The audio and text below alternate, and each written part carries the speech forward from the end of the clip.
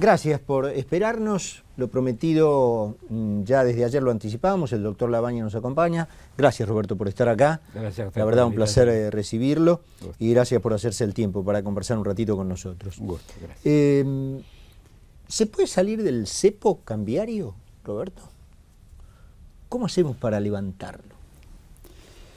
Oh, el cepo es la resultante de errores que se fueron acumulando durante varios años.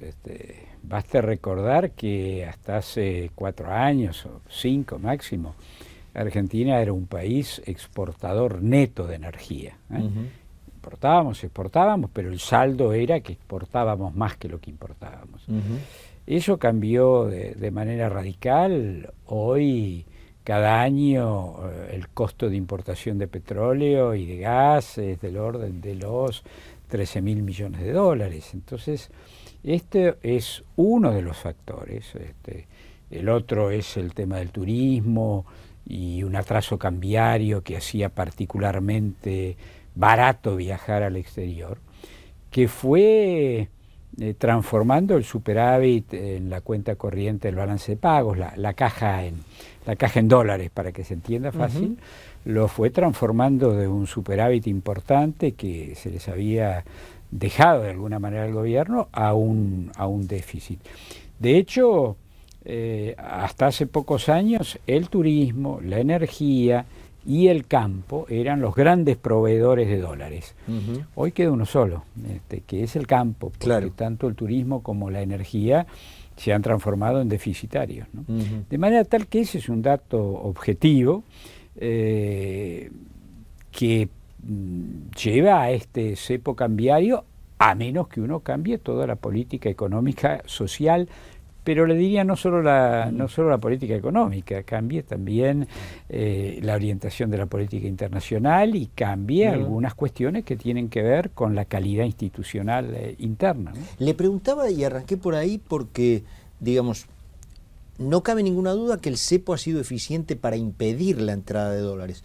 No sé si ha sido tan eficiente para impedir su salida, pero, digamos, esto es lo que llama la atención de que no pueda encontrarse una diagonal para levantarlo y que la gente pueda, digamos, transar dólares libremente, ¿no? Y sacar al Banco Central del único proveedor de dólares. Es que para que esto ocurra usted tiene que cambiar todo, tiene que cambiar toda la orientación del gobierno, la económica, la social, la política y la internacional, porque es un todo hoy en día, es decir, no son mundos que estén aislados. Y como obviamente el gobierno no tiene intención de cambiar de manera de fondo la política, sino que hace algunos pequeños arreglitos como para ir tirando hasta el 2015. Ahora, si Sergio Massa es presidente, obviamente usted es muy posible que sea o su jefe de gabinete, su ministro de Economía, alto, no vayamos tan apurados. No vamos tan rápido. Con Sergio, por cierto, hay un diálogo muy abierto. Afortunadamente él ha ido formando un equipo económico bien interesante.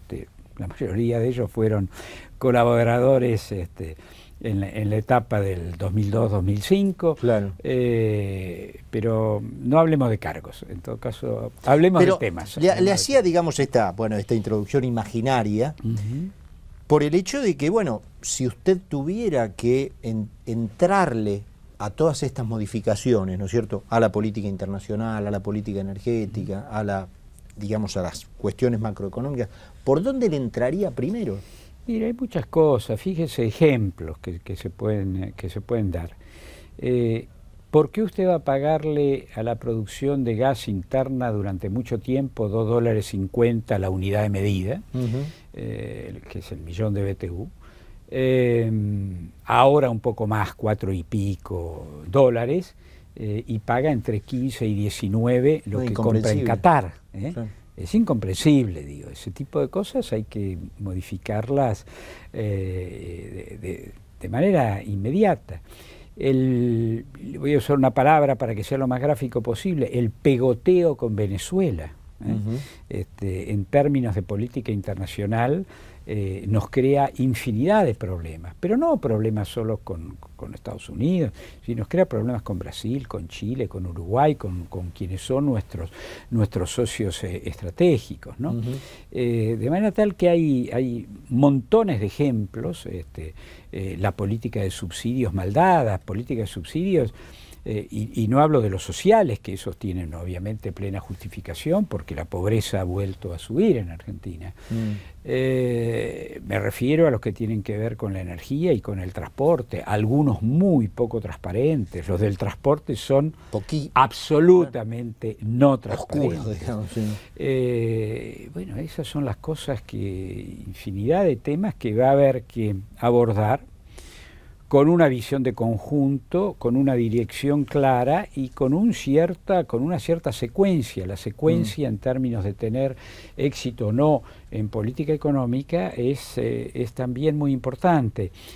Los instrumentos por sí solos no son ni buenos ni malos. El tema es cuándo uno los usa, en qué secuencia lleva adelante determinados cambios. Las dosis, como en medicina, la dosis del remedio puede hacer que ese instrumento, en lugar de dar resultados, ocurra todo lo contrario, de manera tal que lo que sí sabemos es que Argentina tiene un potencial, que tenemos como sociedad, un potencial fenomenal. Cuando uno piensa, usted se acuerda perfectamente seguramente, todos los pronósticos agoreros que había sobre Argentina en el 2002, donde se hablaba en el exterior y dentro de Argentina, que iba a necesitar mínimo 10 años para salir del pozo en el cual había caído como consecuencia del derrumbe de la convertibilidad. Resulta que un año y medio después el país ya tenía una dirección positiva muy fuerte, pero así como tuvo ese cambio favorable, allá por el 2007 cayó en la tentación. ¿Alguna vez le dijo Kirchner por qué digamos, se desprendió de usted como ministro de Economía? No, creo que los dos habíamos llegado ya a la conclusión que se habían resuelto todos los grandes problemas. Por supuesto quedaban muchas cosas para hacer en lo que se refería al futuro, pero toda la herencia podrida, si usted quiere, del derrumbe de la convertibilidad había sido resuelta. Lo último había sido la reestructuración de la deuda y demás. Y a partir de ahí y de las elecciones de octubre del año 2005, donde Kirchner, que hasta ese momento tenía 22% de los votos, pasa a tener el 38%, cambió los equilibrios y él sintió, y así lo charlamos abiertamente. Él me dijo, bueno, yo ahora quiero introducir cambios en los equipos, en la política. Y porque a partir de ahí el ministro fue él. Y lo hizo.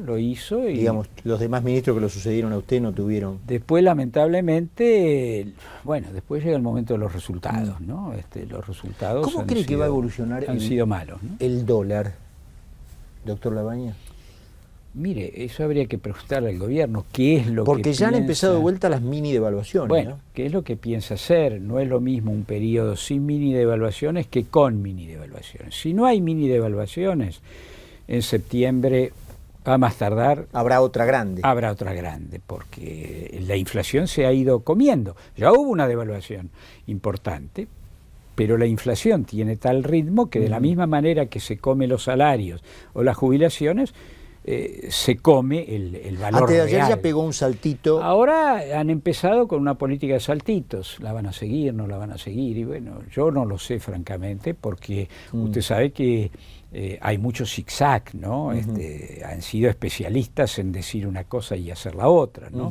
Las mismas personas que trataban de estúpidos a los senadores hace un año y medio, cuando se habló de Repsol y se decía que a Repsol había que cobrarle 1.500 millones de dólares, el otro día explicaban muy frescos que había que pagar 5.000 millones, de manera tal que el zigzag permanente es una de las tantas cosas que crea incertidumbre, crea dudas, y en consecuencia no se atrae la inversión. Usted tocaba un poco ese tema cuando hizo su comentario inicial. Esta idea de los precios no están solos, ¿no? Comparte esto de, digamos, de que el mundo inversor, digamos, no solamente ve una gran posibilidad debajo de la tierra, sino que también ve el contexto, ¿no? Pero, por supuesto, además, fíjese,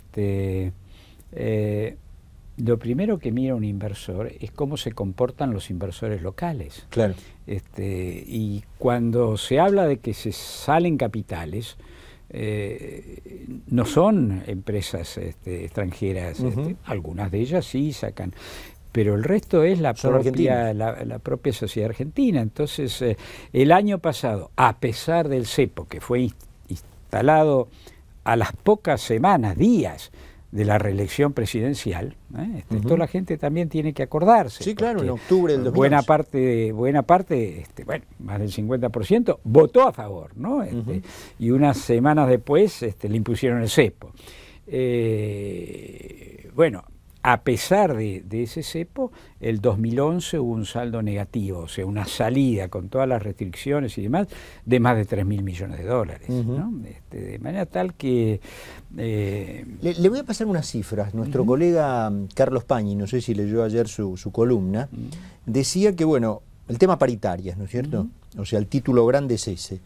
Pero Carlos decía que hay, digamos, una especie de regla de 3 entre los economistas, en donde si las paritarias cierran alrededor del 27%, habría que imprimir moneda por 130.000 millones de pesos, pero si superan el 30 son 200.000 millones de pesos. Sí, pero, a ver... ¿Cómo cree que terminará ese por partido? interesante que puedan ser estos argumentos, me parece que no son el centro de la discusión. Yo me permití señalar hace muchos meses, como 10 meses, que entrábamos en un rodrigazo en cuotas. Se enojó el gobierno, como era obvio, pero también se enojaron muchos colegas. No, esto no es el rodrigazo. Y en realidad creo que los hechos se han encargado de demostrar que efectivamente es una situación de ese tipo. Y acá lo importante no son las anécdotas sobre si la presidenta es de una, la otra de... Digo, la esencia económica. ¿Cuál fue la esencia económica del rodrigazo? Una suba generalizada de precios, los directos y los indirectos. Por indirectos digo cuando a uno le suben las valuaciones inmobiliarias y en consecuencia sube de manera indirecta los impuestos. Todos juntos subiendo, y un intento de que el único dato monetario que tenía que quedar retrasado, es decir, pagar el costo, eran los salarios y por extensión las jubilaciones. La situación hoy es exactamente muy parecida, claro. Las magnitudes son distintas. En aquel momento estábamos hablando de magnitudes del orden del 200%, hoy estamos hablando de subas de precios de todo tipo, y el gran promedio da un poco más del 50%. Y un intento del gobierno de que los salarios primero dijeron 15, después dijeron 18, después dijeron 22 y ahora están en 25, cuando claramente eso no cubre el efecto inflacionario. ¿Y cómo cree que terminará ese partido? El tema central es... el gobierno no debe hacer pagar a los trabajadores, desde mi punto de vista, a los trabajadores, a los jubilados y a las pymes, y hay un solapamiento entre estas categorías, el costo de los errores que ha cometido del 2007 hacia adelante. ¿Pero se lo va a hacer pagar? Bueno, la sociedad no lo debería aceptar. ¿Y cómo hace, doctor Labaña? Manifestarse. Los sindicatos creo que están exigiendo un ajuste de otro tipo, tienen que, me parece, defender el poder de compra de todos esos sectores, sabiendo al mismo tiempo que para que eso dure hay que tener un programa económico de vuelta al principio, porque, digamos, totalmente distinto, porque si no es simplemente una espiral. Claro, porque eso retroalimenta. Bueno, pero la responsabilidad de la espiral no es exclusivamente de los sindicatos, como el gobierno intenta hacer. Hay otros mecanismos por los cuales el gobierno tiene que ordenar sus cuentas públicas y no hacer recaer en estos sectores todo el costo de lo que fueron sus errores. Acá el principio sería, ustedes se ajustan, el sector privado, digamos, los trabajadores y las empresas, ustedes se ajustan, yo no hago... Efectivamente, eso es lo que la sociedad, expresándose como se debe, democráticamente y demás, debería impedir a través de sus instituciones, que serán los sindicatos, que serán las cámaras empresarias, que serán las ONG, tendrán que decir al gobierno, no señores, no pasen sobre nosotros el costo de lo que fueron sus errores de los últimos años. Y digamos, la madre de las batallas coincidimos que es el gasto. Es la situación fiscal, sin duda, porque... ¿Y eso cómo se le entra a ese tema, doctor Labaña? Bueno, hay muchas maneras de entrar. Usted tiene en los diarios hoy, por ejemplo, el Congreso que trabaja con un promedio de estimaciones de crecimiento del Producto Bruto, de la producción, para que se entienda más fácil, del orden del 2.9, que significa que Argentina legalmente no tiene obligación de pagar el cupón del crecimiento, que se paga a partir de 3,26 o mañana creo que se da el índice. Parece, ¿no?, que lo da, que el gobierno va a dar eso. Bien, bueno, esos son entre 3.500 y 3.800 millones de dólares. Sí, claro. ¿Y usted se me escapó, qué creía usted? ¿Usted cree que va a dar crecimiento por encima del...? Hasta ahora el gobierno ha venido dando números tales que están por encima del crecimiento y que en consecuencia va a tener que pagar. Ojalá fueran capaces el día de mañana de asumir, porque eso les daría un poco de credibilidad interna también, ¿no? Diciendo, bueno, también ven hacia adentro. Después está todo el tema del sobrecosto del gasto público, el gasto público asignado en publicidad, que es una masa enorme. Digo, hay montones de bolsones de desperdicio de recursos en manos del Estado que benefician a algunos privados, en general pocos, y controlando eso probablemente se puedan dar el lujo de reconocer que la inflación es, en términos anuales, 35%, y que en consecuencia los salarios tienen que ajustarse de una manera distinta a lo que el gobierno viene proponiendo. Mencionó un par de oportunidades, doctor Labaña, el tema de la política internacional, no aislada de la cuestión económica. No, claro. ¿Le asigna sinceridad a, digamos, estos intentos de holdouts, Club de París, YPF, o no? A ver, ojalá sean sinceros, pero además de ser sinceros, tienen que ser serios. ¿Qué le quiero decir con esto? Fondo Monetario también. En el caso del CIADI, por ejemplo, se acordó una serie de pagos que habían sido vendidos por las empresas que empezaron los juicios a un fondo con relaciones bastante íntimas con algunos sectores del gobierno. Bueno, eso no es serio. El Club de París, la deuda con el Club de París era del orden de los 6.000, no llegaba a los 6.500 millones de dólares. Usted sabe que ahora se habla ya de 10.000. Claro. Bueno, alguna explicación debería haber. ¿Cómo se hace? Por supuesto, hay algunos intereses corridos de los últimos años donde no se pagó, puede haber algunos punitorios, pero sería bueno que, sobre todo el Congreso de la Nación, reciba un informe muy detallado de cómo se salta de 6.500 a 10.000. Digo, porque si no, todo esto no lo va a pagar este gobierno. Todo esto lo va a pagar el gobierno que viene, o los dos gobiernos que vienen. En consecuencia, de la misma manera que tiene que haber un compromiso muy firme para que este gobierno dure hasta cuando tiene que durar, que es el 10 de diciembre del 2015, también tiene que haber de parte del gobierno saliente en el 2015 un compromiso de no dejarle una bomba de tiempo a quien lo suceda, cualquiera sea él. Doctor Labaña, ¿usted es consciente, digamos, de que usted reúne un gran consenso, digamos, en la sociedad desde el punto de vista económico? La gente lo recuerda como el timonel de aquella época tan fea.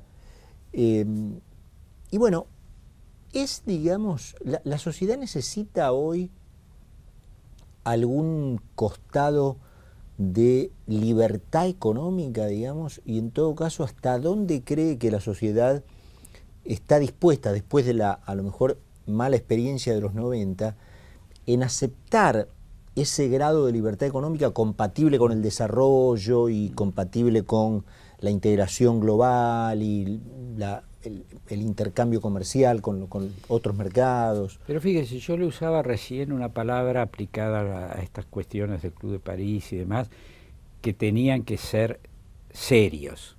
Esto se aplica a los años 90 también, ¿eh? La libertad con contratos leoninos a favor de las empresas, en dólares, indexados en dólares. Digo, esto era una locura, que nos condujo a la crisis más grande que tuvo Argentina desde 1890. No lo digo yo, lo dicen los historiadores, de la crisis que le tocó a Carlos Pellegrini y a Roca, que fue su principal ministro en ese momento, enfrentar. Fíjese a dónde hay que ir para encontrar una crisis igual. Entonces, la seriedad en todos los temas es un componente absolutamente fundamental. Pero usted comparte que cierta dosis de libertad económica es necesaria. Sea los que hacen políticas de derecha, sea los que hacen... Ahora, sí, claro, la potencialidad que tiene la sociedad argentina, pero no estoy pensando solo en las grandes empresas, estoy pensando en las pymes. Claro. La potencialidad que hay y la necesidad de que la sociedad la liberen, le saquen el pie de encima de alguna manera, ¿no? Y en general es al revés, todos los días agregan alguna cosa, a veces los gobiernos nacionales, otros los gobiernos locales, en Capital Federal que no había control vehicular. Para darle un ejemplo, han agregado un control vehicular en autos que son claramente de tecnología nueva. El gobierno acaba ahora de exigir una cierta suma anual para los dominios de Internet. Bueno, eso puede tener su razonabilidad en la medida en que no sea demasiado importante, pareciera lo que cuesta no serlo. Constituir una empresa. Pero eso viene acompañado con que el titular tiene que ir en persona, con certificaciones de escribano público, digamos, los costos que van agregando, cada cual cree que lo suyo es razonable, y lo que terminan haciendo es una montaña de limitaciones, un enjambre tremendo. Sí, claro, hay que liberar, hay que liberar, pero con seriedad. No liberar para que algunos pocos vivos se queden con parte de las ganancias. ¿Ve un segundo semestre cambiario complicado? Tiene que ver un poco con lo que hablábamos recién, ¿no? Depende primero cómo llegan con este tema de si habrá o no habrá mini devaluaciones, si habrá un nuevo salto o si se va a llegar despacio, y tiene que ver sobre todo con que, a ver, el Banco Central no es el que hace la política económica. El Banco Central hizo lo que podía, razonablemente bien, para frenar una situación aguda de corrida bancaria. Bueno, ahora hay que hacer todo lo demás. Dicen que hay estas discusiones porque, ahora hay que hacer todo lo demás. El hecho de te doy tasa, dame dólares... Claro. Los argentinos ya sabemos muchas veces cómo ha terminado esa cuestión. Termina mal, eso siempre termina mal. ¿Y cuánto puede durar, digamos, este torniquete? No, bueno, ahora estamos frente a 3, 4 meses más cómodos.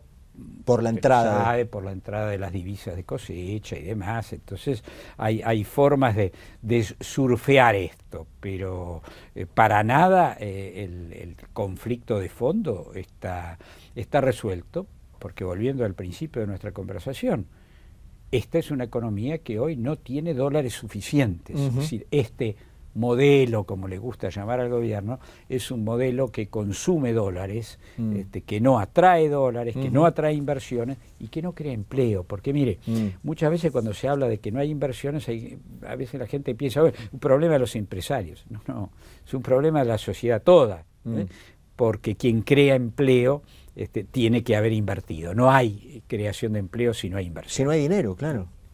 Y un ministro de Economía que se para en el Congreso y dice: yo odio dos conceptos, la seguridad jurídica y el clima de negocios. no merece mucho comentario. ¿Qué iba a comentar? Está bien, lo tomo como un comentario, doctor Labañez. ¿Está preocupado por el tema impositivo, por el hecho de que la presión impositiva argentina sea la más alta de la historia y aún así no alcance la plata? Mire, cuando hablábamos de poner el pie sobre la vida de las empresas, el más pesado y el más directo es este.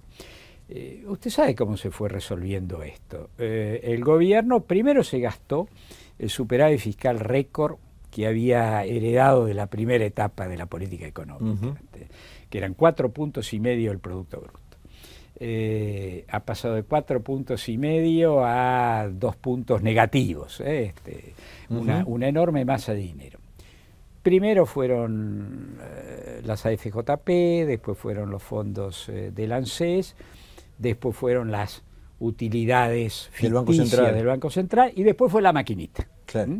Ahora directamente funciona la maquinita. Y en el medio un fenomenal aumento de la presión fiscal, porque a medida que se complicaba la cosa, el gobierno ¿qué hizo? Se dio vuelta y le dijo a los gobernadores: señores, arréglense.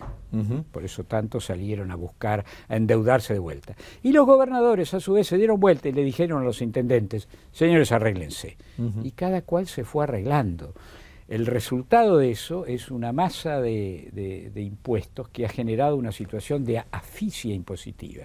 Hoy existe una situación claramente de asfixia impositiva, que equivale, a ver, para que usted tenga una idea, fueron 8 puntos del Producto Bruto.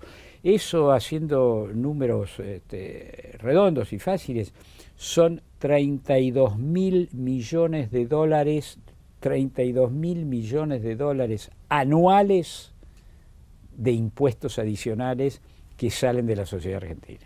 Una fortuna que nos falta a nosotros, digamos, a los que se supone que generamos empleo, y viene bien para hacerle digamos, una pregunta puente sobre el empleo. ¿Qué perspectivas ve? Porque ahí es donde termina el último eslabón de la cadena, ¿no? El que la gente está esperando. Sí, claro. Bueno, ahí, primero que nada, hay que salir de la ficción. Usted sabe que el gobierno trabaja con una ficción de un desempleo del orden de algo más del 6%. El desempleo bien calculado es del orden del 11%. Así como mintieron con la inflación, así como están mintiendo con el nivel de producción, el nivel del Producto Bruto, también están mintiendo sobre el empleo. Entonces, ese es el primer punto, ¿no? Digo, si uno no parte de cuál es la realidad, no le va a encontrar la vuelta. Y la única vuelta al empleo es la inversión. Claro, de vuelta estamos en lo mismo, es una noria. Esa es la única vuelta genuina. ¿Al nuevo índice le cree? ¿Al nuevo índice de precios? A ver, es mejor que el otro, obviamente, pero claramente ya han surgido diferencias. En 2 meses, entre lo que estiman los consultores privados y lo que estima el INDEC, ya se han acumulado 3 puntos de diferencia. Usted podría decir, si esto sigue así, a razón de 3 puntos cada 2 meses, vamos a estar en 12 puntos de diferencia en el año. Eso ya es inaceptable. Y la segunda cuestión que uno tiene que preguntarse es, ¿y qué credibilidad tienen los que han hecho este índice? Porque son los mismos que participaron incluso del delito de presionar a consultores privados, de demandarlo y demás. Entonces, usted debería empezar, para que esto se le crea, por reemplazar todos los que han sido responsables del engaño, ¿no? Para que se crea. Y después uno tiene que pedir ciertas cosas. Han dado el índice, pero no han dado el valor absoluto de la canasta, por ejemplo. Es decir, cuando uno saca un nuevo índice, explica toda la metodología, explica los precios individuales de los distintos bienes que componen la canasta y explica cuál es el valor de la canasta.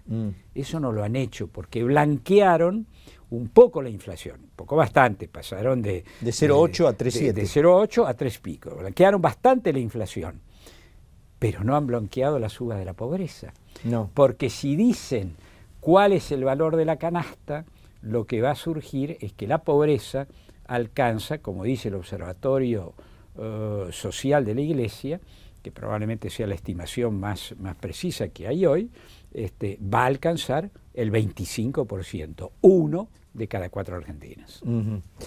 Doctor Labaña, ya vamos terminando, ¿no? Pero ¿es optimista, digamos, para un futuro gobierno, digamos, todas estas distorsiones, desde el falseamiento de estadísticas hasta, bueno, el hecho de las distorsiones económicas de las cuales hemos hablado, son, digamos, reversibles? La Argentina ha dado muestras, digamos, de que tiene capacidad para revertir. Claro. Mire, es una cuestión de toda la sociedad también, desde ya de la dirigencia, ¿no? Porque eso de que todos tienen la misma responsabilidad no es justo. El ciudadano común bastante tiene con la lucha día a día, ¿no?